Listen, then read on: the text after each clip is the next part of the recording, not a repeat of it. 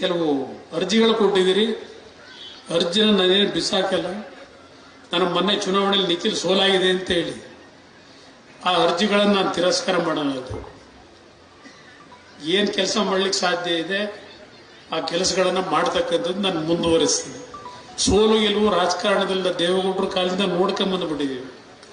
ದೇವೇಗೌಡರು 65 ವರ್ಷ ರಾಜಕೀಯ ಮಾಡಿ 18 ತಿಂಗಳು ಮುಖ್ಯಮಂತ್ರಿ, 10 ತಿಂಗಳು ಪ್ರಧಾನಮಂತ್ರಿ, 3 ವರ್ಷ ನೀರಾವರಿ ಮಂತ್ರಿ. ಇನ್ನು ಹೆಚ್ಚು ಕಡಿಮೆ 60 ವರ್ಷ ಅವರು ವಿರೋಧ ಪಕ್ಷದಲ್ಲೇ ಇದ್ದರು. ಅಧಿಕಾರ ಹಿಡ್ಕೊಂಡು ನಾವೇನು ಹೋಗಿಲ್ಲ ಹಿಂಬಾಲಿಸ್ಕೊಂಡು. ಜನ ಪ್ರೀತಿಯಿಂದ ನಮ್ಗೆ ಅಧಿಕಾರ ಕೊಟ್ಟಾಗ ಜನಗಳಿಗೆ ಏನು ಕೆಲಸ ಮಾಡಬೇಕು ಮಾಡಿದ್ವಿ. ವಿರೋಧ ಪಕ್ಷದಲ್ಲಿ ಕೂರಿಸಿದಾಗ ಜನಗಳ ಪರವಾಗಿ ಧ್ವನಿ ಎತ್ತಿ ಕೆಲಸ ಮಾಡಿದ್ವಿ. ಇದು ನಾವು ನಡ್ಕೊಂಬಂದಿರತಕ್ಕಂಥ ಮಾರ್ಗ.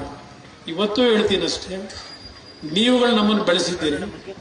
ನಾವು ಇರಬೇಕು ರಾಜಕೀಯದಲ್ಲಿ, ಇಲ್ಲ ಇಂಥ ಸರ್ಕಾರಗಳೇ ನಮ್ಗೆ ಇರಲಿ ಅಂತಕ್ಕಂಥ ತೀರ್ಮಾನ ಮಾಡೋದಾದ್ರೆ ನಾನು ಹಿಡ್ಕೊಳಕ್ಕಾಯ್ತದ? ಅದೆಲ್ಲ ನಿಮಗೆ ಬಿಡ್ತೀನಿ.